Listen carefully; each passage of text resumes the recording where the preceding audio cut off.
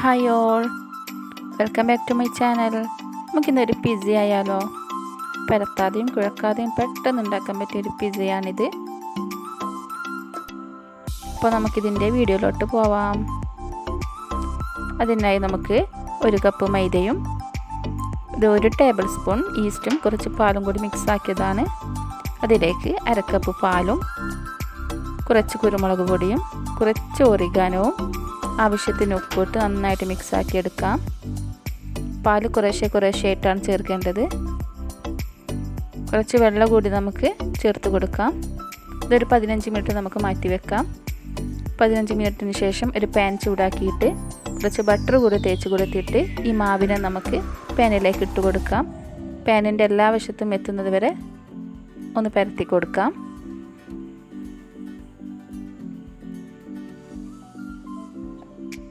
Law ഫ്ലെയിമിലാണ് ഇത് വെക്കേണ്ടത്.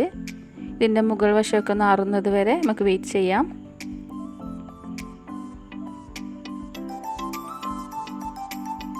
മുകൾ വശമൊക്കെ ആറിയതിന് ശേഷം ഫ്ലെയിം ഓഫ് ചെയ്യണം. അതിനുശേഷം നമുക്ക് പിസ്സ സോസ് ചേർത്ത് കൊടുക്കാം.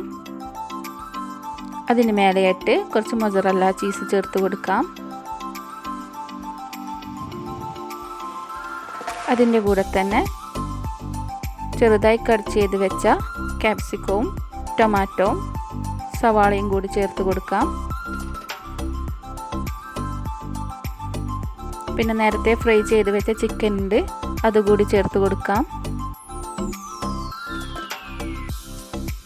അതിൻ്റെ മേലെ കുറച്ച് മൊസറല്ല ചീസും കുറച്ച് ഒറിഗാനോയും കൂടി ചേർത്ത് കൊടുത്തിട്ട് ഫ്ലെയിം ഓൺ ചെയ്ത് നമുക്കൊരു 15 മിനിറ്റ് വേവിച്ചെടുക്കാം.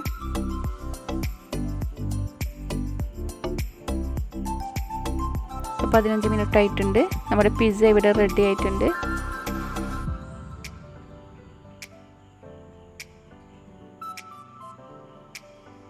അപ്പോൾ വീഡിയോ ഇഷ്ടമായാൽ എല്ലാവരും ലൈക്ക് ചെയ്യുക, ഷെയർ ചെയ്യുക, സബ്സ്ക്രൈബ് ചെയ്യുക. Thank you.